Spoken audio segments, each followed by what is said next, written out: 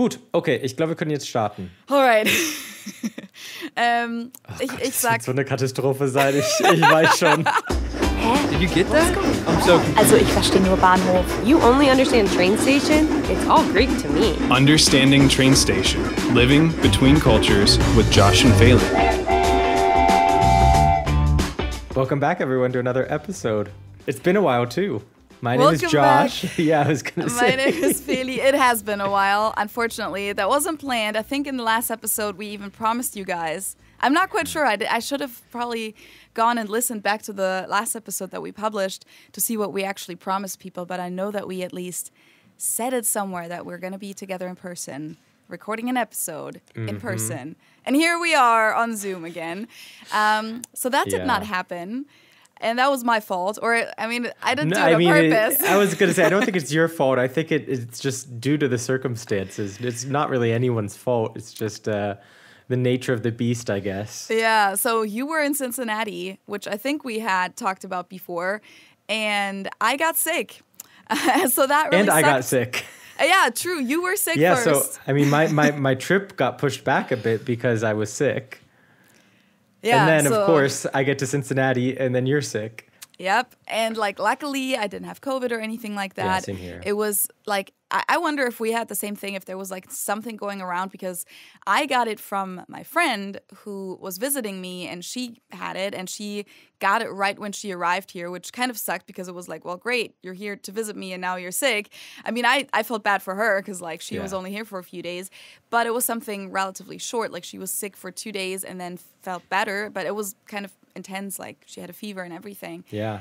And then as soon as she left, I got a fever and I got the same thing. And it was like I was completely out of it for 2 days. Yeah, same And then here. the third day I was kind of getting back on my feet. And then on the fourth day I was back to normal. So no clue what that was, but it was intense. Yeah, see, it was pretty much the exact same for me. Like the night I realized I was sick, like I was shaking really bad. I even like bit my tongue a bit because I was shaking so badly. Oh. Yeah, it was not pleasant. And then had a fever for almost 2 days, and then all of a sudden I was all fine. So we're glad that we're both healthy, but we're still disappointed that we didn't get to record anything. For us, we were still able to see each other, but it was more important for us to I was going to say it was more important for us to catch up, and we didn't even when we saw each other, we wouldn't have had time to record anything. No, like, unfortunately, because you were just really booked out. That's just how it goes when you don't live at home anymore and then you visit. Like, you just have all these social responsibilities, like hanging out with your family and friends and stuff like that. And we had a plan to record on that one day that I got sick, and then we would have even been able to record that next day, but I was still sick. Yeah. And then really it didn't work out anymore. And then, my parents came to visit that day too, then the next day. So then I was also busy and you were busy, and it just didn't work out. Didn't happen. But good news is, I mean, we can't really promise anything, I guess, because you never know. Yeah. But I am flying to Munich next week. So hopefully we'll be able to record something in person then. Yes, thumbs pressed and fingers crossed. Hopefully it will work out this time that we can do it. So yeah, we're sorry, obviously, that we didn't get to provide you guys with the episodes that we wanted to. Yeah. All of that to say, we're here this week, just the two of us in remote locations. So hello, everyone. We're both glad to be back. Yes. And because I've been doing some traveling and because Feli has some travel plans, we do have stuff to talk about with you guys. I guess besides that, we've already given you a little bit of an update. Is there anything else that you want to update people on, Feli? Anything new and exciting going on? My background, if you're watching on YouTube, of course, if you listen on Spotify or Apple Podcasts, you're not really going to notice a difference. But the last episode we recorded, I think, had my clothes behind me because I was still living in that chaos that was our renovations. And we finally, in the last few weeks, finished up our closet. I moved all my clothes where they actually go. And I also set up a new YouTube shelf. That's kind of a weird term, but it's like that shelf that is my YouTube video background usually. I had one from like 2 years ago, but it was really low because my old room that I recorded in my old place was like in the attic, and so it had slanted ceilings. So it couldn't be like super high. And then when I moved in here, I never really had the time and the patience to update because like this room is like has high ceilings. So I still like kept recording my YouTube videos sitting on the floor in front of that low shelf, because you can't really, like, the shelf is so low, you have to sit on the floor for it. And that's actually what I've been doing my whole YouTube career, is like sit on the floor, because like I started out recording in front of like a fireplace, and that's obviously down on the floor. And then I had like backdrops that I hung down, like hung up kind of low. So that's just always been a thing. So, I mean, for the podcast, I've always sat on at my desk, so that's not new. But I'm probably going to be recording my YouTube videos very differently now, too. Yeah. But I also thought for now it would be nice to maybe use this as my podcast background, too, because my podcast backgrounds, granted, have not been very professional or nice or aesthetically pleasing ever since I moved, I think. Like, I felt like before I moved, I had a kind of a nice background because my door was there and I had this like Cincinnati picture and like the Germany picture. I don't know if you remember, but my background was a lot nicer then. It wasn't like professional, but it was still nicer. Anyways, long story short. Mine's a white wall. Yeah, true, but you did. Is your taco thing still there? Yeah, the taco thing is still there. I was like, instead of using my words, I just like showed you what I wanted you to do. I like, for those of you who are listening, I just like bent over because I wanted Josh to bend over, kind of like showing a little kid what to do. Sorry about that. It's okay. Sometimes it's like, it's hard to come up with the right words in the moment, especially in a second language. But long story short, I have a new background. And that's a great update for me, and I'm very happy about it. But yeah, other than that, I just had like my friend and my parents visit, as you said. Yeah. Yeah, for me, I don't think there are any huge updates except the fact that I'm really happy to be back in Munich now and have a little peace and quiet for a bit as far as travel is concerned, because I feel like I've been running all over. We'll get into it more into the episode, but like we said, I was in the US for, I don't know, I guess 10 days. And then I got back, was in Munich for like 2 or 3 days, and then I went to Paris. So I've been going all over, and so it's nice to be back in Munich, have some peace and quiet, and just be able to be in my own space after having traveled for a while. I totally feel that, and I'm like not in that space right now. Like that's gonna be me in like 3 weeks or so. Right now, I'm still in that like in between thing. Like I had a friend visit, then I had my parents visit, then like. Everyone else was in town too. Like it was crazy because you were in town, obviously. So I wanted to see you, which only happened like one night, unfortunately. I would have liked to see you more. But then my other friend, Sheffy, our friend Sheffy also was in town also. She lives in New York right now. And it was just like everyone at the same time. And then for some reason, a lot of Germans that I know are in the US right now. It's not like I met up with all of them, but it just felt like a weird coincidence. Like so many people on my Instagram, like people that I still know from high school or former colleagues from Germany, are traveling the US right now. And then my parents' friend, he actually lives in LA. He was like, hey, I'm going to be in Cleveland the same time you're in Cincinnati. And it's like, what are the odds? Why is everyone here at the same time? This is weird. Go home. I don't know what was happening in August. Oh, yeah, and my friends' parents were there too, which was like, they're my neighbors. Like, we grew up on the same street. And then I ended up seeing them in Lexington, Kentucky. It's a long story, but like, we drove my friend down to Lexington because her brother is doing an exchange year at the University of Kentucky there. Also kind of a coincidence that he wanted to go to the US, and where does he end up? 2 hours away from me, which is like kind of close in this but I was going to say by American standards, that's not far at all. Exactly. That's like right there. So my friend was like, awesome, I can visit you, which like she's been wanting to visit me ever since I moved here. And then I can also visit my brother. That's perfect. And then her parents happened to be in the US at the same time. They were in Seattle on like a different trip that they had already planned. And then they were like, well, cool, if our son is now going to be in Lexington, we're going to also come to Lexington for a few days. So we drove her down there, and then the parents had come in on their flight that night, and then the brother was there, and she was there, and it was like all these people that they're all from my street that I grew up in Munich, right? They're my like 2 houses down neighbors, and suddenly we're all in the US, and it was a lot. It was very cool, but it was just kind of a lot to comprehend and organize. Yeah, like process and like... And then, like, obviously I didn't really get a lot of work done. And then as soon as my parents left last week, I was like, okay, now I really got to power through because I have only a week and a half until I leave for my trip. So I'm in that state right now. I wish I was already at the state where you are, but of course I'm also very excited for my travels, but I'm kind of also exhausted already. Like I would need like maybe an extra week right now to just breathe. And kind of, like when I was sick, I know I got better really quickly, but I feel like my body still wasn't like fully back to 100%, but I kind of acted as if I was 100% because I had people here. Yeah. And you like do stuff every day. You like have kind of a planned day. You just do sightseeing and all these different things all day. So I feel like I just kind of needed to relax. And you need a moment of meditation and just relaxation. I know. Put on some sleep. Yeah, just some sleep. That's all you need right now is some sleep. No, I know what you mean, like as far as like having that full schedule, because it was super nice to be in the US, but I literally had planned out every single day, morning, afternoon, and evening what I was going to be doing to make sure I got to see everyone I needed to see. In hindsight, it wasn't a long enough trip, and I was really sad to actually go back. Like I definitely could have stayed another week and been happy. But I was super happy with the time that I had there. But maybe like before we continue talking, this is basically what this episode is going to be, is us kind of just catching you guys up on what we've been doing, and also talking a little bit about reverse culture shocks as well.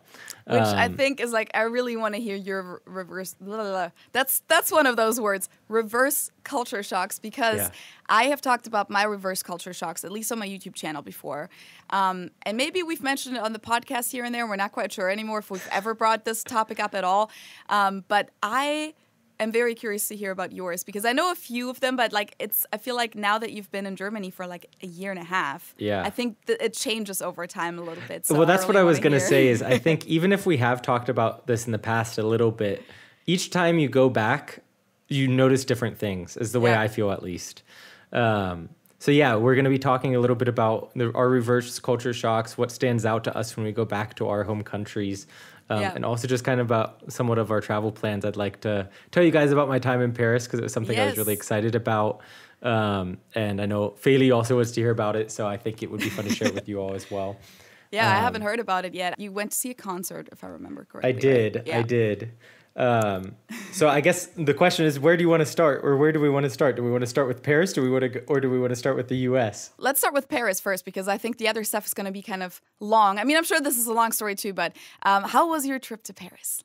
Paris was amazing. I feel kind of like goofy saying that, because I mean, I feel like Americans romanticize France and romanticize Paris, but it really is a beautiful city. I mean, there are a lot of people, but the architecture is beautiful, and just the vibe that you have, especially when you're visiting there. It's I'm sure it's different when you live there, but just to visit and take it all in, and everyone is just trying to have a good time, I would say, as far as the tourists are concerned, seeing the sights. There's so much to see, and I was a little disappointed that I wasn't there a little longer. How long were you there? In total, I was there for 4 days. So I left on Friday evening, was there Friday evening, Saturday, Sunday, Monday, and then I came back on Tuesday, Tuesday evening. So I worked some of that time though too. But yeah, it was a really cool experience. And one thing that was really, really helpful was being able to speak a little bit of French. And that is thanks to our sponsor for this week, Lingoda. Yes. So if you guys listen to our podcast, you obviously know about Lingoda. They're an online language school, and they offer one-on-one classes. Well, not just like one-on-one as in like just two people, but they have that too. It's a Zoom session, so you actually get to talk to a person. It's not like a recorded video class or like an app where everything is pre-recorded. You actually get to interact with a person. Usually they're group classes. I think that's the more standard thing, but even the group classes are great. They're only up to 5 people max, so it's not like a whole big chaotic thing on Zoom where like everyone talks at the same time. It's a very well structured and manageable group, and we of course have a cool offer for you guys, because if you want to do the Lingoda Sprint Challenge, which is a really cool program they do to like get you motivated, to get you to that next language skill level, you can actually get a discount with our code UTS09. The code always changes every month. So like this month, it's UTS09 for September. This is our September code. We'll also put the link in the info box below. So just click on that link and then you can sign up for the Lingoda Sprint, which Josh will explain in a second what that is. And with the code, you can save $25, which is 20 euros on the deposit for your class. So there are 2 versions that you can do. You can just do the sprint, which is 15 classes for 2 months. And if you attend all of the classes, you can get 50% cash back. Or you can do the even more intense version, which is the super sprint, which is 30 classes a month for 2 months. That's really going to be helpful if you have a trip planned and really want to try to get as much of the language in as possible. And really, if you're an overachiever, that's really something that you can shoot for. And if you like manage Josh. to go to...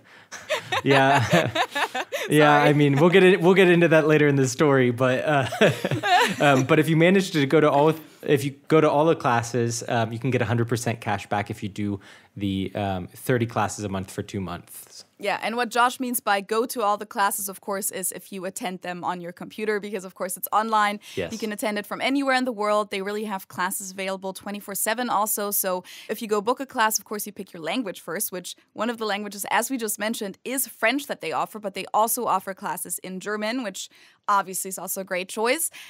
Spanish, English, and business English. So, like, if your guys' English is already pretty good, because obviously you're listening to our podcast, but you wanted to improve it a little bit more or get that specific, like, business vocabulary down, then you can do that with Lingoda as well.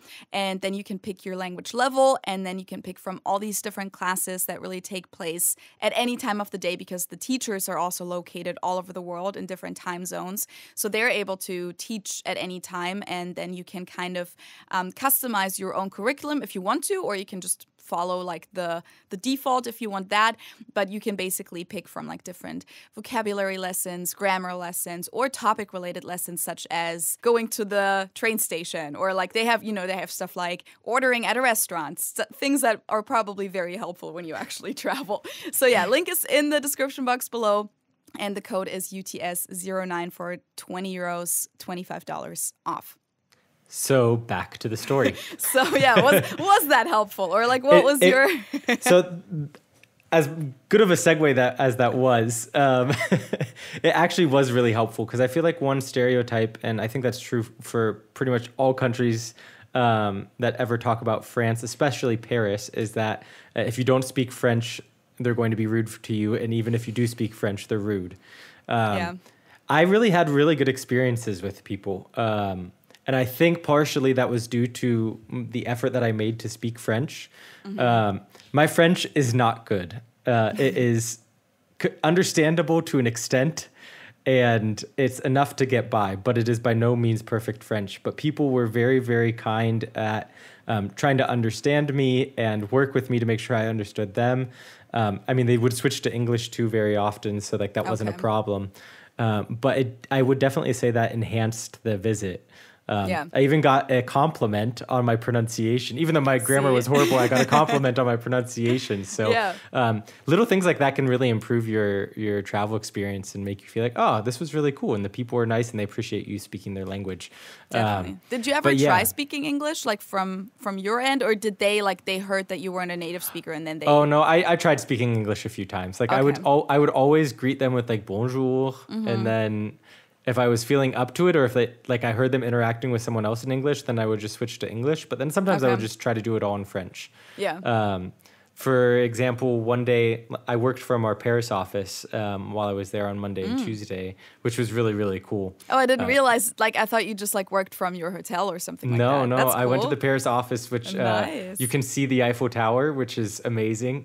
Yeah. But yeah, for lunch I went to this little cafe, and everyone there was French, and I didn't look like there were any tourists. So I was like, okay, I guess I have to do it in French, because I don't want to be that person who just shows up and makes them speak English if I can try it in French. And I did everything in French. Like, I felt like an idiot because I knew what she was saying, but I couldn't necessarily respond with the way that I would have wanted to respond. So I just stood there and nodded my head and was like, oui. So you feel like a little bit of a little kid, but it was a really cool experience to be able to communicate. It was a weird experience too to be in an office at the same company, but they're all speaking a different language. And I don't know. It just was a weird experience. I don't know how to describe it. But the city itself was amazing. I did a day of just kind of your main tourist areas. Chloe and Letty gave me some recommendations. For those of you who don't know, those are two of my French friends, / one of them is my roommate here in Munich. And we interviewed them on this podcast. So if you guys want to see them, you can check out that episode or hear them as well. But they gave me their recommendations on what to do.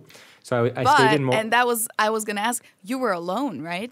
Exactly. So that's like a big thing, kind of. Yeah. I mean, some people travel alone all the time, but I mean, you usually travel with your friends. Exactly. And I've personally never traveled completely alone. So yeah, that was one thing I was talking to someone about recently was I've done a lot of business travel on my own, so that's not a weird thing for me. But like pleasure travel, it was a weird experience. I enjoyed it though.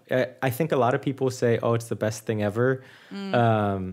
I wouldn't say it's the best thing ever, but it was really enjoyable, and I'm really happy I did it because I do want to travel more and I want to see more of Europe. And it's sometimes hard to wait to get a group of people together who are able to go. And this time, it was originally planned that I would go in March with 3 other friends. But that didn't end up working out because of COVID. The concert that we were going to go to got delayed or pushed back. So that's why I ended up going this time. And the question was, do I just cancel or do I go just even though everyone can't go? And I said, I'm still going to go. So yeah, I spent Friday, Saturday, and most of Sunday by myself in Paris, kind of just seeing everything that I wanted, that my friends told me I should see. Yeah. Went to the Eiffel Tower, Arc de Triomphe. Did you go up the Eiffel Tower? I went to the second level. Okay. It's 26 euros to get all the way to the top. And even if, like, you can walk to the second floor, which you have to pay, I think it's like 10 euros to walk to the second floor, and you have good views from there. And then I wasn't prepared to pay more to take an elevator to the top. Yeah. And the elevator, I guess the top sometimes is randomly closed or, like, gets full. So it was full, so I couldn't even go if I wanted to. But, yeah, I was happy with the views that I had from the second floor. But, yeah, so then I went along the Champs-Élysées. Champs-Élysées. I don't know that song. Okay, I don't know if like that's only something that Germans know. Maybe that's a German song, but it's literally a song about the Champs-Élysées. Okay, yeah, you have to send it to me later so I can listen to it. I think it's all in French though. So, but who knows? It might be one of those things. Maybe ask Letty if she knows it. I will. But yeah, and then I went to the Louvre. I didn't go inside. I just looked at it. Same with Notre Dame. You can't go inside of Notre Dame right now. But yeah, just explored the city and had a really, really nice time. I hurt my foot, though, while I was there. Just from walking. So after the one day of walking, the next day my foot was completely destroyed. What's going on with you and like hurting your foot when you're traveling? I know. It's horrible. It's horrible. But such is my life. But how bad was it? Could you still walk or? I could walk, but I walked very, very slowly. Oh, shit, okay. And it was painful. So I just took a whole bunch of ibuprofen and made it work. So I pushed sounds very through. American. Yeah. I mean, I'm just going to push through. I'm not going to stay at home.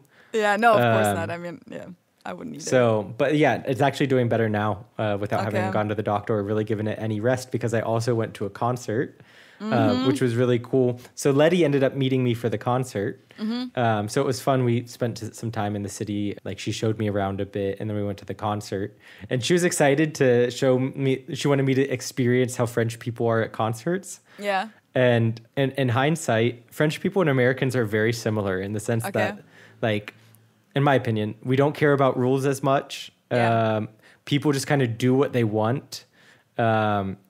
And yeah, there's this level of, I don't want to say freedom, but like not lack of respect, but I don't know how to describe it. Like kind of lack of limitations? Oh, okay. Yeah, lack of limitations. Like just kind of doing your own thing and so forget not being the rest. Like overly considerate or something like that. Yeah, maybe? It's not that people are necessarily inconsiderate, but they just kind of, I don't know. Sometimes they are inconsiderate. So no, I mean, I totally see that. Like French people are definitely more like that than compared to Germans, definitely. And just one other thing that's relaxed. actually funny. Yeah, relax. Yeah. One other thing that's funny is that I think France is like one of the only countries in Europe that also still uses checks sometimes. Like, okay. Yeah, bank checks. So that's, I mean, that has nothing to do with going to a concert, but I always thought that was funny that that's also somehow like a similarity between the two countries. Yeah.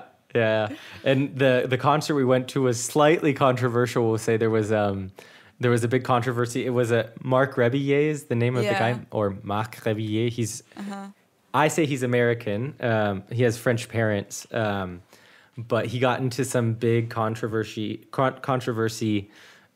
because he's kind of just a figure that is anti-establishment, just kind of does what he wants. It doesn't really matter on the politician. He just doesn't like politicians. And I guess he had some concert earlier this month where Macron was actually there. Okay. So the president of France, and he basically told, in the concert, said Macron enculé, which is like F.U. Macron. And like that like blew up in media, the fact that he told the French president to go F himself while he was at the concert. Crazy. Yeah. Yeah. Like, I mean, it was a little extreme. He was at the concert and he like doesn't like him as a politician, so he just wow. I don't know. It was pretty intense. Yeah. But the first song that he ended up doing at the concert that I was at, then like he asked the crowd like what he does improv the whole time, so he just makes stuff up and loops tracks and whatnot. And the crowd just started chanting right away, Macron enculé, Macron enculé, and then he did it again. It was an experience, a little crazy, but it was fun. It was a really fun concert. And yeah, it was a great experience in Paris. If you haven't gotten the chance to go and ever get the chance, I would definitely recommend it. But yeah, so that's kind of the general gist of what I did. There were a few things in Paris specifically that were weird for me, like using the metro. They're just things that I'm used to from Munich and Germany that are different in France, which I haven't really taken much public transportation in the US, so I don't have a good comparison. But like the fact that you always have to have a ticket in the sense that there are gates that let you into the metro system and out. We don't have that in Germany. Almost everywhere. Germany is the outsider in that regard. Like that's how it is in New York. That's how it is in all the big American cities. That's how it is in London, I'm pretty sure. Like I don't remember being in a lot of places where it wasn't like that. Except in Germany, you can just walk into the subway without a ticket. Yeah. I mean, I like it in Germany. It feels kind of nice and friendly. Like I feel like the metro system in Paris and like the one in New York, it always feels a little bit like very... I don't know, Massenabfertigung. I don't know how to translate that into English. Like it feels like there's a lot of masses and it's not very friendly. Like it's not very inviting with the turnstiles or the gates that open and everything. Anyways, yeah. But yeah, I mean that was like there were little things like that. But yeah, it was a really nice time. I have to say though, I was very happy to get back to Munich because Paris is a city full of people. Yeah, I think it would be fun to live there, but it's just a lot of people around you all of the time, like on the metro. So it was really nice to get back to Munich. Munich felt so small afterwards. I mean, it is really small compared to Paris. Yeah. And then like to get on the U-Bahn and like not have 5 people squishing me. It was just like, I can breathe again. Yeah.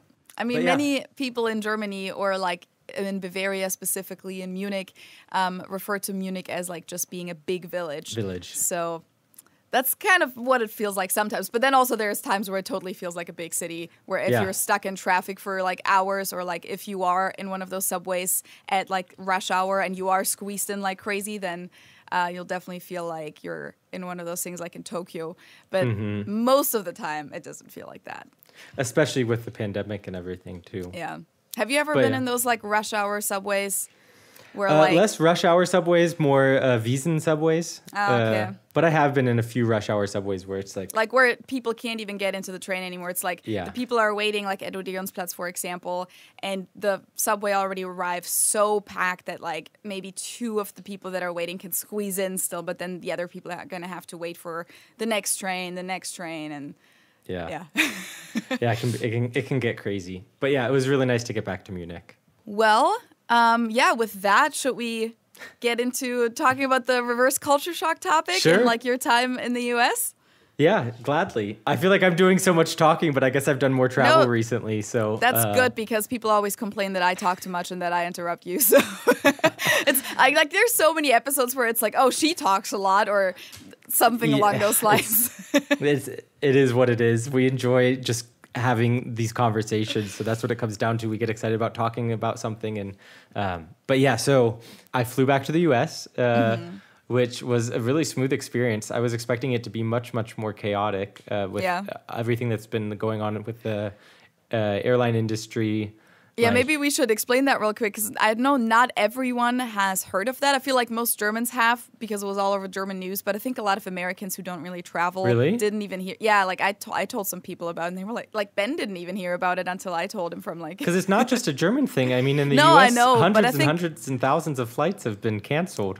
But since not a lot of Americans, not a lot of Americans did go on a flight this season, and then like if their friends didn't either and didn't experience it, I think a lot of people just didn't even really hear about it. But yeah, a lot of flights have been getting canceled because of lack of personnel, and it's like been a big thing. So if you didn't know about it, that surprises me, but now you know. Now you know. It was long lines at the security what do you call them? Stations, checks. Yeah. I was like, what is it called? The security checks at TSA or whatever.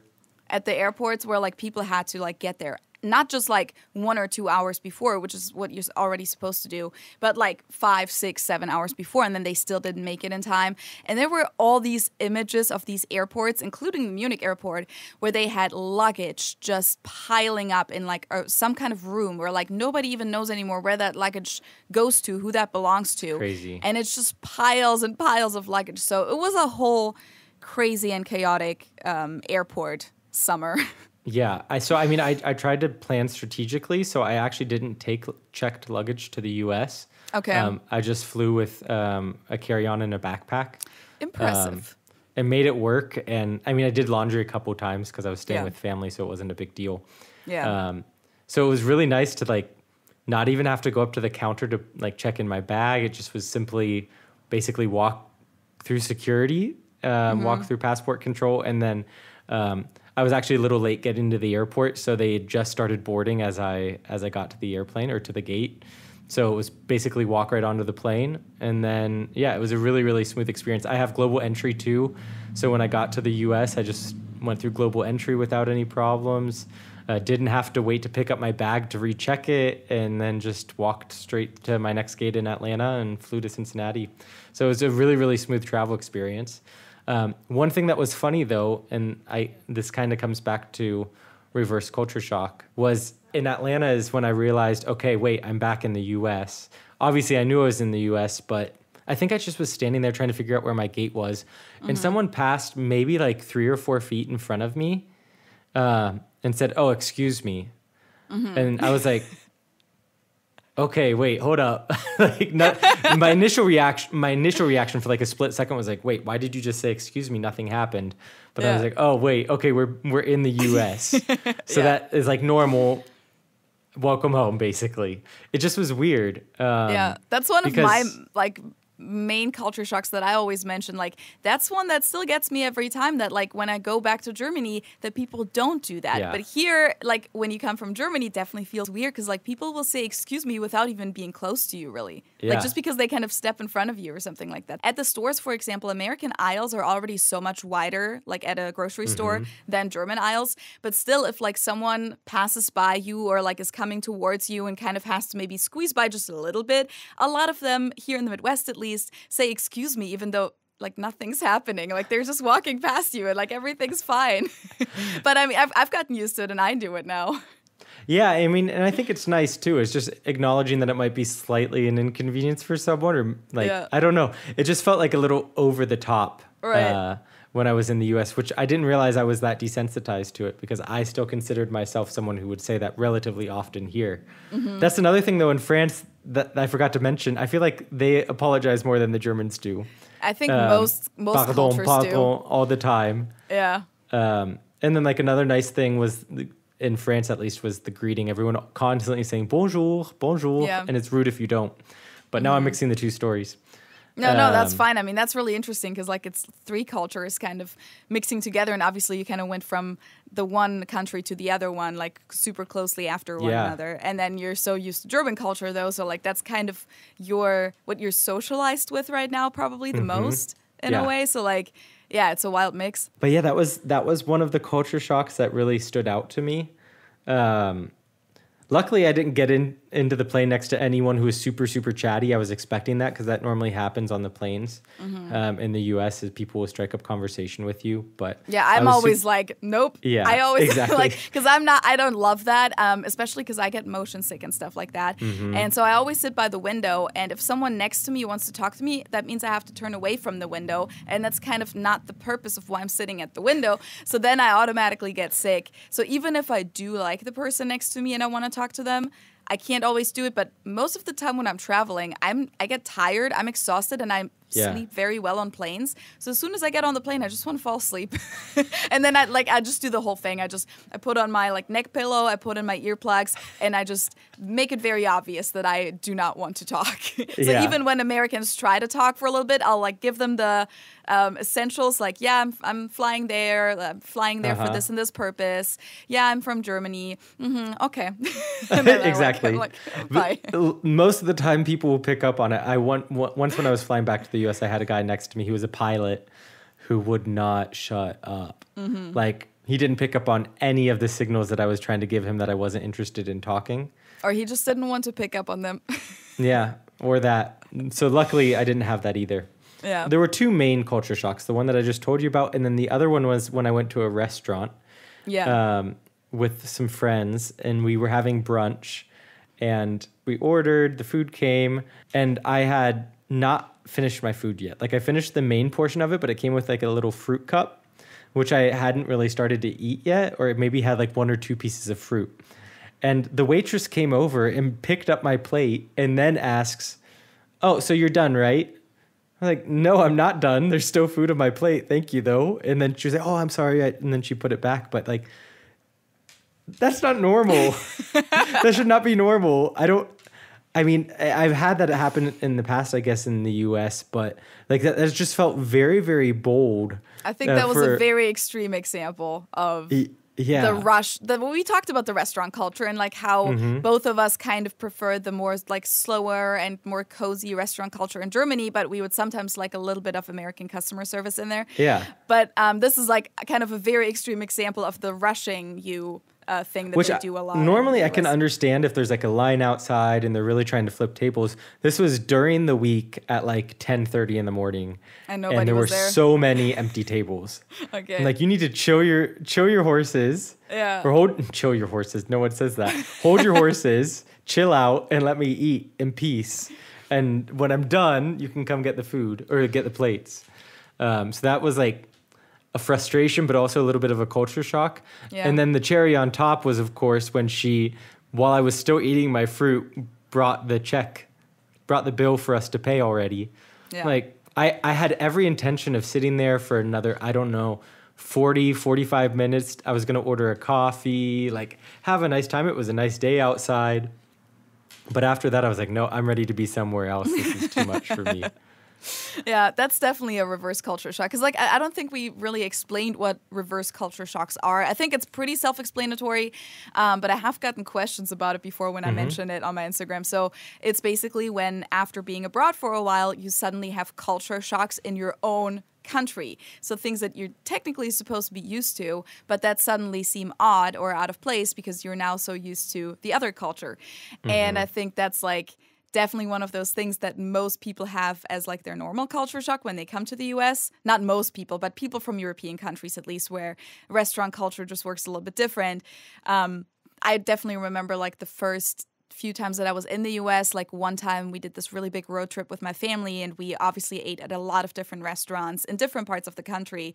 And we just like, we got used to it after a while, but it was kind of like a running gag among us where we were like, when do you think they're going to bring us the check? Like, how soon are we still going to be eating? Or like, is it going to be like before they even take the plates away? Like, it's a weird concept that they just do that without you asking for it, like without you even being ready to pay. And I think you even told me that you wanted to like have a coffee, right? Yeah. And that's always what I feel like why don't they ask if at least you want something else? Sometimes they ask if you want dessert. And then if you say no, then that's they automatically bring the check. But like, what if I want another like alcoholic drink, for example, if it's a dinner or, you know, something else? I don't know. Maybe I want dessert in half an hour. Yeah. So yeah, that's definitely one of those typical experiences. I'm trying to think if there was anything else though that really stood out to me this time. The stuff that used to stand out to me was like, oh, the toilets are different, or like, I guess the stalls was something this time also that I was like, oh yeah, back in the US, like every week everyone can look at me when I'm sitting on the toilet. Yeah. Like that made me a little uncomfortable, but generally I feel like the more you go back and forth, you get used to those changes. So this time it was really mostly those two things that stood out to me. So what are some of the culture shocks that you have when you come back home to Germany, I guess? Or do you have anything else to add to what I've said? Yeah, no, I was just going to say, like, that's kind of the thing. Like, that's what I experienced. The first time that I came back from the US to Germany, I had a lot of culture shocks. Like, everything felt weird, basically. Like, I was like, oh my God, the streets are so small. Everything is so small. Like, and it was almost like I had forgotten in my head. Like, of course, I hadn't forgotten that it's small, but I had forgotten how small. Like, it just felt like it had shrunk up even more since I left, kind of. So, like, that was my first experience with reverse culture shock at the time, was like that first initial thing where it's like, oh gosh, and then like everyone spoke German and that was weird. And just like everything about the country kind of felt a little foreign, even though obviously it wasn't supposed to. That was something though that was weird, I guess, having to speak English again with people I don't know.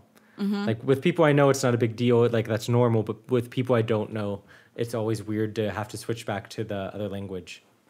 Wait, what do you mean? What I mean is switch back to my native language. When I speak to my parents or my family or my friends in the US, I'm so used to always speaking English English to them. But when it's this third party that is like part of society that you have to interact with, you get used, at least in my brain, I don't know if you can relate to this, but you get used to interacting with society in my case in German, because I live in Germany. Right. So it's weird then to go back to the US where I'm used to speaking English and can speak English without really thinking about it or feeling uncomfortable with my friends and family, and then also have to speak English with society in this third party that is restaurants, so on and so forth. Yeah, I think I had somewhat of a similar experience. I definitely remember that the first time the most, but even still now, it sometimes feels weird to just hear German everywhere. Like as soon as you land at the airport, everything's like, I think we had the same topic with Anna from Ukraine, where she was like, usually when you hear your own language, you're like, oh my God, oh, there's someone from my country. Yeah. And like here, if I hear German, I'm always like, oh, wait. And then suddenly you're like, in Germany, obviously everyone speaks German. So it takes like a second for the brain to adjust to just hearing German everywhere. And it's not something special anymore. And I do remember that like in the beginning, this is something that I think we talked about in the different personalities episode.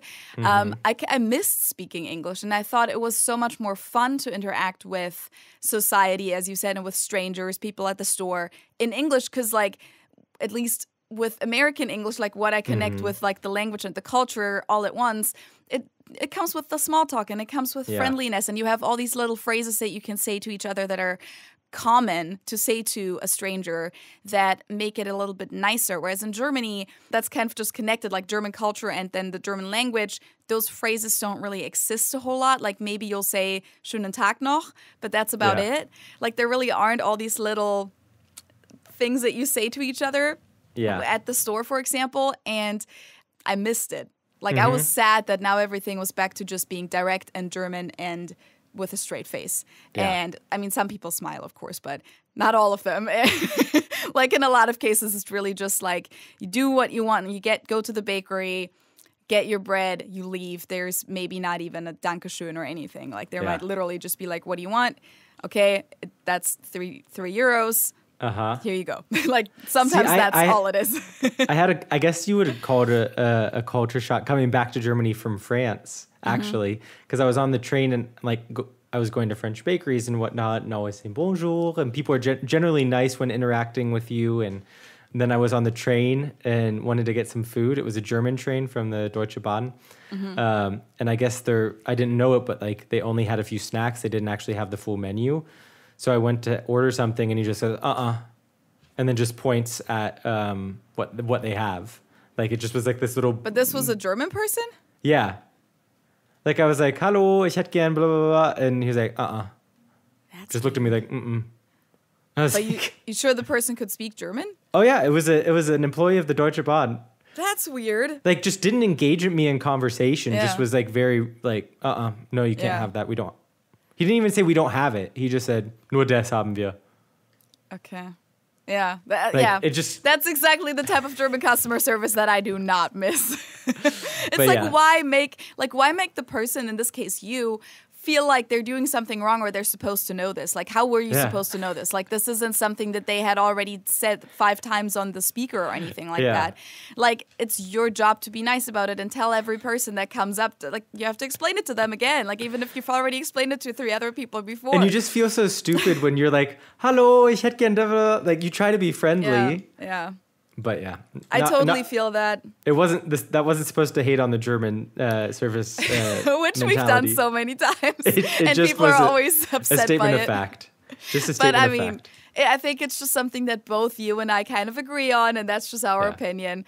And that's kind of like what I always don't like about not just customer service, but a lot of interactions with strangers in Germany, is that a lot of people, even at like Behörden, like public offices, they give you that feeling of almost imposing, but also asking stupid questions. Or like they make you feel... It makes you feel like an idiot. Yeah, they make you feel like an idiot, but for no reason. Like, how would you know that? Like, how would you... And that's just something that a lot of Germans do, even like in their private lives a little bit, because it's somewhat ingrained in our culture.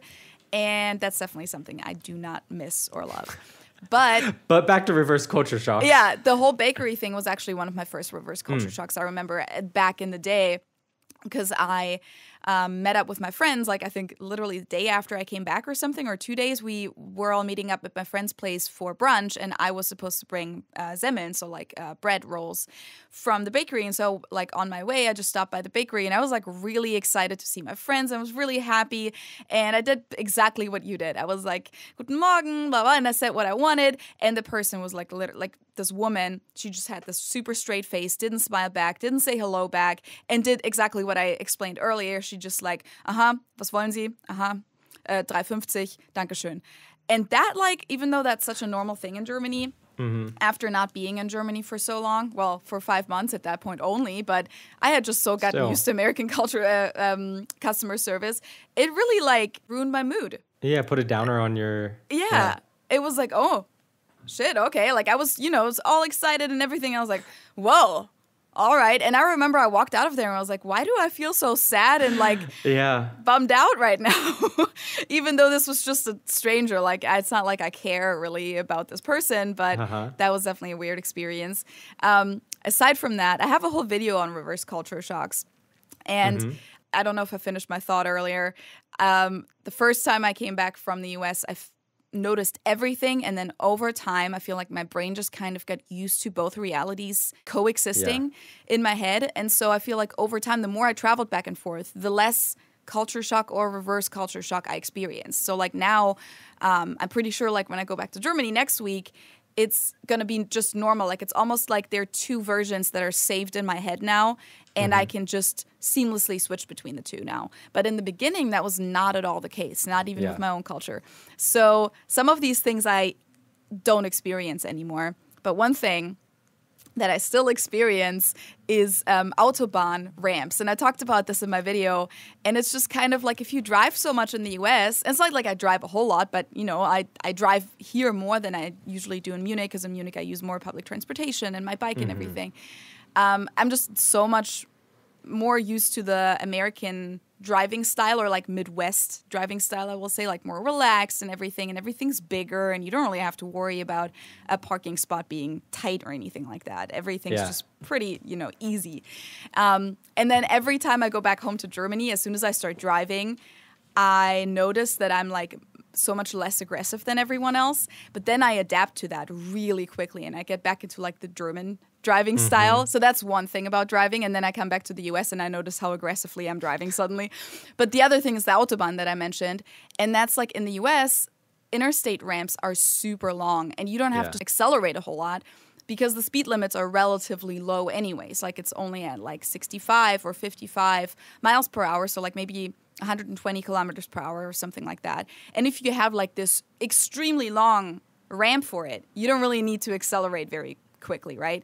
So then you go to Germany and you kind of like, you don't really think about it. And suddenly you're on this super short ramp and you have to like go at full speed. Like you have to give Vollgas and pedal to the metal.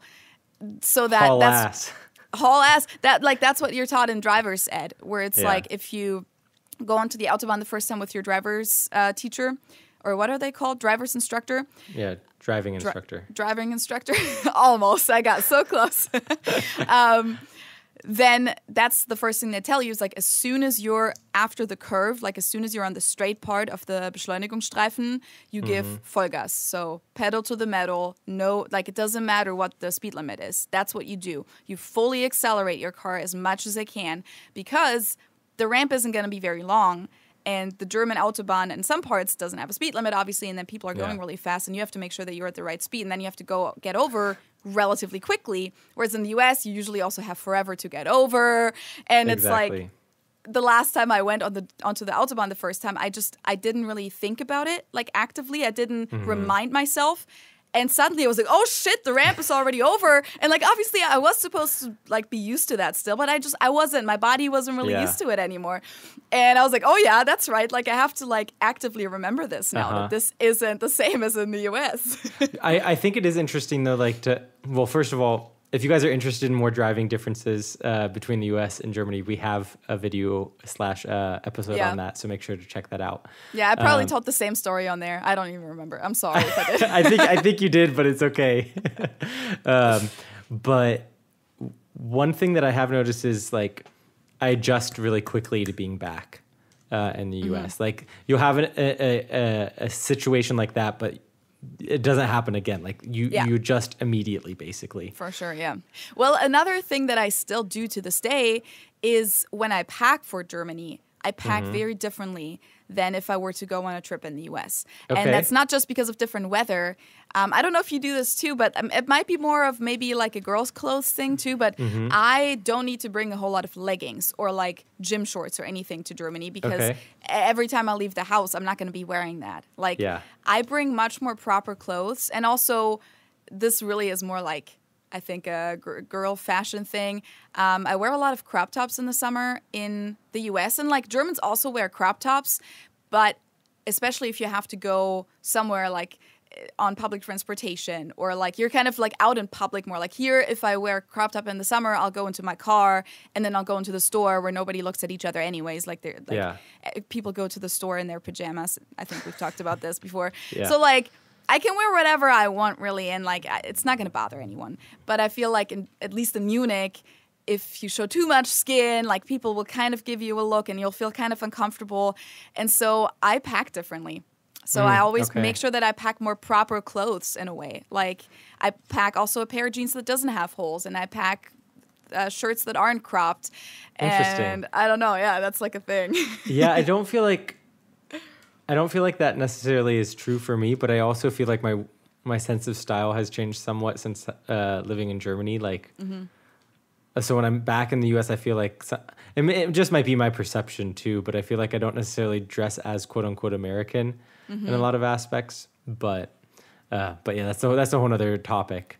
Like another thing, for example, is, still on the same topic, but I wear a bunch of like merch, even my own merch. I wear a lot of my own merch here because I like the clothes, like, but a lot of them are just like regular t-shirts, like they're unisex t-shirts.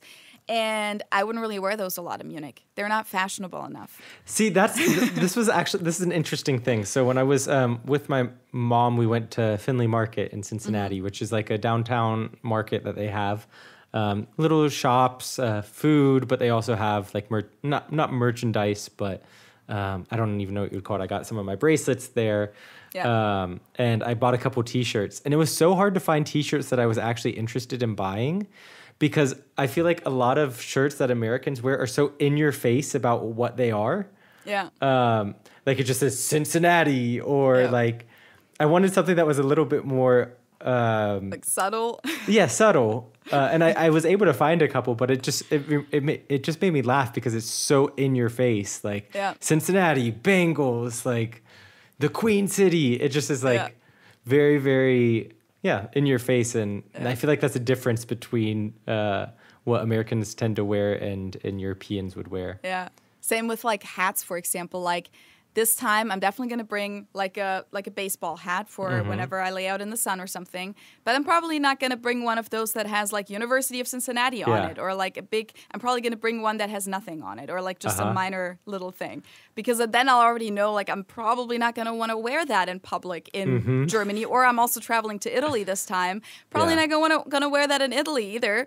So yeah, that's like a thing. That's not really a reverse culture shock, but it's something where you like actively adjust, or at least I do. And I just notice it. I just notice, okay, usually I would want to bring these shoes, but I'm not going to wear them in Germany anyway, so let's just bring this instead, kind of like that. I'm trying to think if there's any other reverse culture shocks that I've experienced recently. I'm trying to think. I think we talked about the parks in our episode on summer. But that was something that stood out to me while I was in Cincinnati. I went to a park with a friend, and it was so empty. It's like a really nice park, Alt Park. Albeit it was during the day on a weekday, but at the same time, it's such a nice park that it was so empty. But there are fewer people too. Same experience with my parents where I said the exact same thing. I was like, we just talked about this on the podcast, and it was at Devou Park. Have you been there? Like, so it's on the Kentucky side of Cincinnati, and you have like it's like up on a hill, and you have a really nice view of the skyline of Cincinnati. Like, it's beautiful. And we went there on a Sunday night, like Sunday at, I don't know, 6 p.m. or something like that. It was on our way back from kayaking, which we did end up going kayaking. And it was like amazing, like golden hour sunset lighting. It was beautiful.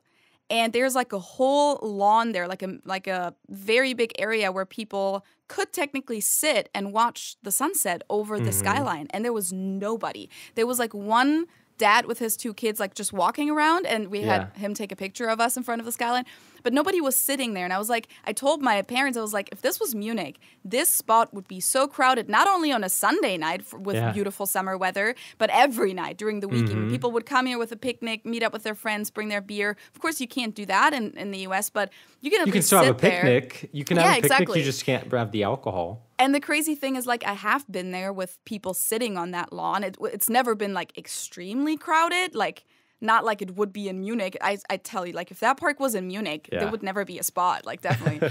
That would be like Olympia Berg, where, like, you have, like, a nice view. But the one time that I was there, even, like, people went there kind of during the day and then left at night, even though, like, the sunset is, like, the most beautiful thing about it. So, yeah. Had that exact same experience where I was like, where are all the people? It's beautiful. One thing, it wasn't a culture shock, but it just was an appreciation kind of moment that I had was I was hanging out with my sister and her husband, and some of their neighbors came over that they're friends with, and we were talking, and it just was like nice to be surrounded by people that speak the same native language as me, like have that shared culture. I don't know. It just was something that was very comforting to me, which I think I haven't necessarily experienced in my previous trips back to the US. Just a sense of like, oh, this is what it feels like. I don't know. I don't know how to describe that feeling, but it just was a very soothing feeling of, like these are my people, even though like I hate on the US a lot and I love living in Germany. At the same time, it's like, these are my people. This is where I come from, and I get them. Like, and that it feels homey. It's effortless. Like, it's effortless. There are things that I might not agree with, but like this, it feels like home in that sense. Yeah, I totally know what you're saying, because I feel like I've had that same kind of progression that I've gone through, where like in the beginning, I didn't really miss Germany at all. Like I was very happy being away from it, and like I didn't really miss, I mean, I obviously missed the people, but I didn't really miss a whole lot about it. I didn't really even miss speaking German a whole lot. Yeah. And then it took like maybe a year or two where I suddenly started really getting that like connection again to my home country, where it's like, I love being here actually. Like I'm glad I don't want to live here right now full time, but I really enjoy visiting now. Yeah. And in the beginning, I didn't really have that as much. Like, I liked visiting, but it wasn't like, oh my God, like this like mushy feeling. Yeah, it's more visiting to see your family and your friends. It's not like, oh, it would just be nice to visit the US. Yeah, so like if you are kind of getting to that point now, like I've had that same thing where like really now I miss Germany more often. Yeah. I have more moments where I feel like, oh, that would be nice to be there right now. And like I kind of miss I think it's just after a while, you haven't done things in a while, then you start missing them. Or like, I miss the street festival in my neighborhood, and I wish we could just go to a beer garden today. So being away for a long time, like you kind of go through different phases. Yeah. For sure. It just was, like I said, kind of an unexpected feeling, but it was a really comforting feeling. On my list besides, I have personal space, but we already talked about that. So like kind of goes along with what you said about the guy saying, excuse me, at the airport. I think that's just like the different perception of personal space. I know Nelf talks about that one a whole lot. I don't know if he even mentioned it when he was on our podcast. I'm not sure. It's been a minute since he was on. Oh, hey, German sirens. Where like, if you're, for example, in a line at the supermarket and people just like, without saying anything, just get so close to you, like even though it's not necessary. It's not always necessary. Sometimes if you're on the subway, for example, like you have to get really close in each other's personal space. But that perception is definitely different, and it's something that I always have to get used to again in Germany.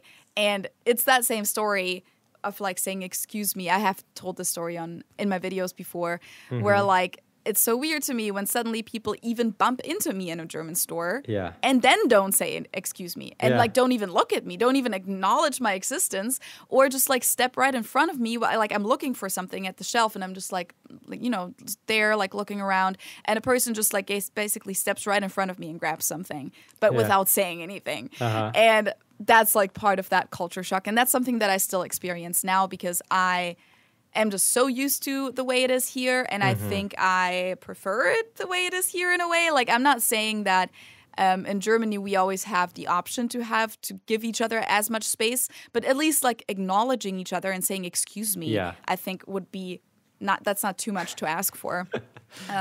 So I always do that then with people, and then sometimes they look at me weirdly, like they don't say anything back. Like I'll say Entschuldigung or Entschuldigen Sie, and then they'll just look at me like I'm a weirdo and don't even say alles gut, or like don't even respond. Just like stare at me and walk away. And those are just weird experiences that I would definitely say fall under the category of reverse culture shock. And then I try to like stop saying Entschuldigung or like excuse me as much because I'm aware that Germans don't do that as much. But in the beginning, I just do it automatically. And I guess you said you do it in the stores too. Yeah. I have to say the concrete jungle that is American parking lots was something that did stand out to me this time as well. It's like, oh my gosh, the parking lots are just so big. Like so big. Did you drive? Yeah, you did drive yourself. Yeah, did you notice? Do you do the same thing that I do where like whenever I come from Germany back to the US, I just park all the way in the front of the parking spots and you can't see my car in these huge parking lots in the US? Like I'm just so used to pulling all the way up, and you don't have to do that here. And then my car is like not visible with the other cars because not like most people just park right in the middle of the parking spot. I mean, I drive an SUV when I'm in the US normally. So it's a relatively big car, so I don't necessarily notice that as much, but I do notice how big the parking spots are. It's like and like then I'll be in the car with someone who's like, "Oh my gosh, these parking spots are so small." And it just makes me laugh. Because they're not small at all. Yeah, they're huge. And like, especially compared to parking garages or something in Munich, where like, even at like a regular parking garage at a mall, for example, where like, because some of them are in that like downtown in the city and they're just super old and everything. And like, for that, I feel like it makes sense that maybe they're extra tight. There's like a reason, there's just no space. But if it's at a mall and they actually technically had space to build it bigger, sometimes the parking spots are still so close together that like, it's kind of normal that only one of the two cars can open their door. Or it's kind of normal that like when you park and you have someone in the car with you that you're like, can you get out? Or like you kind of have to squeeze yourself out of the car. And that's just not something that usually happens in the Midwest. No. Like I think I remember having it in Chicago one time, but like, and I'm sure it happens in New York, but like here that really never happens. Yeah, one thing that was funny too, I hate strip malls. I don't know if I've talked about the hatred that I have for strip malls. I don't remember on the podcast yet, but I have. I cannot stand them. I think why? They're just so ugly. They're so ugly. I just hate them. What are strip malls also? A strip mall is basically a very, very, very, very, very large building normally. I mean, of course, you can have smaller strip malls too, but it's just stores next to store, next to store, next to store, next to store. That is only stores. It's not like in a residential area per se. It's just like only stores next to each other, and they normally share a large parking lot in front of them. So it's very common to have Home Depot, like a hardware store. Then you'll have, I don't know, like an office store where you can, like Staples would be the closest thing, or the thing that comes to mind. But like, then you'll have like a department store like Marshall's or TJ/TK Maxx, like next to each other. In this instance, it was funny because I can't stand being there, but I just felt out of place because I went with my mom. We had to go to Target, so we went to Target, and then she also had to get something done on her phone at another store, which was in the same strip mall. So we went back to the car, got in the car, reparked in front of in front of the store for the phone, and it was taking forever at the phone store. So I wanted a coffee, so I walked from the phone store back to Target because there was a Starbucks in the Target, and then back, and I just felt so weird, like walking at a strip mall. Ben and I talked about this in one of our videos where it was like intercultural relationships and stuff like that, where like he does that. And I'm always like, why don't we just walk over there? But like nobody does that. Like it's so normal that you go back to your car. And like I feel like in some cases it takes longer, but you go back to your car and then you drive in and you look for a new parking spot that's closer to the other store. And then you get out of your car again and then you walk to the store again. And like if you don't get a parking spot that's like super close to the store, it's still a walk, but now you parked your car somewhere else. So I've always thought that was like a little bit awkward and like very, very American. Like it doesn't get more American than that, I think. That like, well, it just was funny too because we did the whole parking fiasco of changing the parking spot, and then I ended up just walking back to the other store to get my coffee. Yeah, and I've done that before where like I would just walk, and I only do it when I'm alone though because Ben won't do it with me. I think I had seen that video that you guys had posted, and I was thinking about it while I was walking. I was like, oh yeah, this is true. And I've had that experience. That's maybe that's not a reverse culture shock. Now we're totally off topic, but it's a culture shock that I just want to talk about real quick that I had when I first came here back in 2016. I remember that I was with someone and we were at my house and we wanted to go somewhere. It was in Clifton, right? Like you probably remember where my first place was that I lived. And we wanted to go somewhere on Calhoun or Macmillan Street, like a restaurant or I don't even remember. But that's like a 5 to maximum 10-minute walk. Yeah. It's not that far. So, or maybe it's 10 minutes. I don't know. Let's say it's 10 minutes. And so we just like talked about, yeah, cool, let's go there, blah, blah, blah. And we leave the house together, me and this other person, and I just automatically start walking, right? And the other person starts walking to their car. And I'm like, what are you doing? Like it was so funny because you just like two people walk out together and then just like very naturally go separate ways. And you're like, hold on, what are you doing? Did you guys end up walking or driving? I think we ended up walking. I think I won.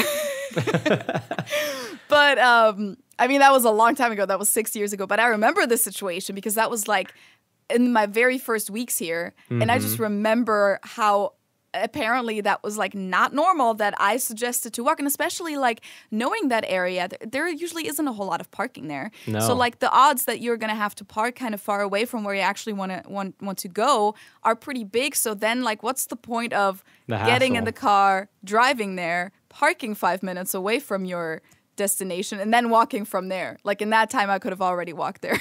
But yeah, that's the American versus German mentality in that regard. I honestly think that on my list the only last thing that I have left is small talk, but we kind of touched on that I think we've touched on that, and I think we're getting close to the end of our time.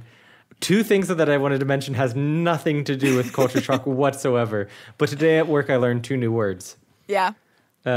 Word number 1 was Hülsenfrüchte? Yeah. Which I'm I had trying never to think heard. what they are in English. To be honest, I don't know exactly how to pronounce it because it's a word that I see written all the time but not talked about. Legume, I think, is how we pronounce it. Okay. So I'm not sure though, so let me know in the comments, you English like the speakers out there. French word for vegetables, or like is the Roman. Is it that in Spanish as well? It's not. I don't know. To be What's honest, vegetable in Spanish? You don't know? I think it's vegetable. Okay. Oh, now I'm going to sound like an idiot if that's wrong. No. Sorry, I put you on the spot. Verduras. But it's nothing with an L. No. Okay, in French, I'm pretty sure it's légumes. Now I'm just going to... I feel so stupid for saying vegetables. Wait, 1 second. Now I have to check this. Gemüse. Verdura. Okay. Oh, no. I guess you can also say vegetables, but I think it's Puerto Rican. Verdura is the proper word. Yeah. So not with an L. Yes. But I'm pretty sure in French it is légumes. You want me to tell you? Yeah. So that would then, I guess, be the same word that you just said in English would be Hülsenfrüchte. Yep. Les légumes. Interesting. Okay, and what's the other word you learned? The other one, so essentially at work today we had a lunch and learn about like healthy living and eating. Okay. And the other one was Hormonhaushalt, which made me laugh. Why? Because, I mean, if you translate it word for word, it's hormone household. Yeah. Which in English we would say hormonal balance. Yeah. Or your hormone balance. It made me laugh, like almost laugh out loud during the meeting. I was like, wait, what did she just say Hormonhaushalt? That's so weird because like I would never think that that's odd or funny, but I mean, it kind of makes sense that would be weird.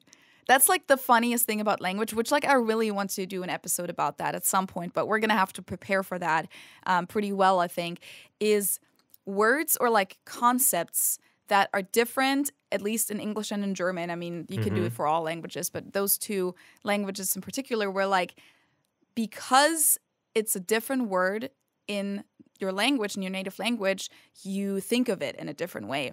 Do you know what I mean by that? Yeah, I think maybe we've talked about this slightly, or I've mentioned the study that shows that depending on the gender of an article or the gender of a noun, in languages that have gendered nouns, native speakers will use different adjectives to describe the object. So like in Spanish, it's la luna, which is the moon.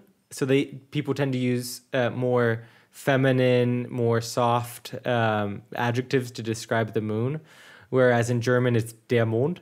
So it's masculine. So people tend to use more strong, quote unquote, masculine terms and adjectives to describe it. So there is proof out there that how language will influence the way that you see things. Yeah. So it would be an interesting episode for sure, but that would definitely require some preparation, and we need to bring on a linguist for that.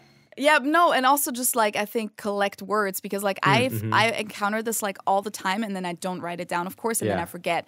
The only example that comes to mind right now is, for example, in German, the word Himmel refers to both the sky and heaven. And so I think that kind of affects the way that people perceive the concept of heaven, or like when they talk about it, like it's the same, right? It's like, because it's the same word. Obviously, people know that it's two different concepts, but I don't think they're as aware of it because it's the same word. Whereas in English, you have these two different words, and it's kind of not, like, it's obviously not the same thing. And that's just one example, but I know that I've had other examples where, like, I was surprised that the English speaker made a connection there, or, like, connected, like, saw something. I don't remember what it was, though, like, at all, but I feel like it was a concept. We've been together when this is maybe, and it was a concept, and they like looked at it so differently, and then I realized that it was because they used the same word that they use for another thing. And in German we have like a whole different word, and this is so abstract now that it really doesn't make sense for you guys watching and listening right now probably, but it's such an interesting thing to me. So maybe down the road we can do that at some point, but like with the household thing, like with the household, like that's just one of those words, like that's normal for like a German native speaker that we would use that in like for a balance, for example. I mean, we also have like Haushalt as in budget. Sometimes that's used also. In what sense? Now I'm not quite sure what like a good example would be. Now I can't think of I think I know what you're talking about. Like in a government context too, right? Yeah. So like they have like a certain budget for a certain cause, and then that's often referred to as the Haushalt. Yeah. Interesting. So that's another meaning for that too. Yeah. It just was something that stood out to me today at work, and I was like, wow, interesting. Very interesting. All right. I think I think that's we got through everything that we wanted to talk about. Now, of course, I want to know if you guys can think of any other reverse culture shocks that you have experienced, whether that's in Germany and the US or in another country, wherever you're from, because those are always like crazy things that you never thought about them before. And then suddenly you notice them so strongly and they feel so weird and odd. And I think some of them can be also good culture shocks, as in like, oh yeah, I forgot how great this is about my country. And like, I'm glad that like I forgot how much I like it here. So let us know in the comments if you're watching on YouTube what your reverse culture shocks have been before. And if you have any other stories or opinion to share about the things that we just mentioned. And if you have any of those examples that Feli was just talking about for a future episode, let us know. Because that would be nice to start to start a collection of those. Yeah. That would be very good. Like, I really need to start doing that too. Yeah. Like, I always think I'll remember, and then of course I don't remember. But like, if you encounter it in the moment, even if it's like another funny language difference, it's usually in conversation, and it's kind of, it would be weird if you pulled out your phone and just wrote it down. Let me write that down. And then you just like go on with your life and you forget about it. You just remember that it was so interesting, and then it's never going to come back to you. But yeah, thank you guys so much for watching, guys, and for listening. Definitely make sure that you're subscribed to our YouTube channel, which I don't know if you saw this, Josh, but we hit 15,000 YouTube subscribers recently. Crazy. So that's a really cool number. So yeah, if you're not a subscriber yet, but you just watched this whole episode, then why not subscribe? You're going to get notified. I don't know if you even get notified if you don't activate the bell, but I think you also get notified. Expert, so. Yeah, I don't know. YouTube is weird. It like notifies people 2 days after something gets published. Anyways, if you're subscribed, it will at least pop up somewhere on your feed, I think, for the next episode. But also, if you're new, our episodes usually come out every other Thursday. So hopefully we're not going to have to cancel any other episodes in the near future. And the next episode is going to come out on Thursday in 2 weeks. And that one hopefully is going to be in person.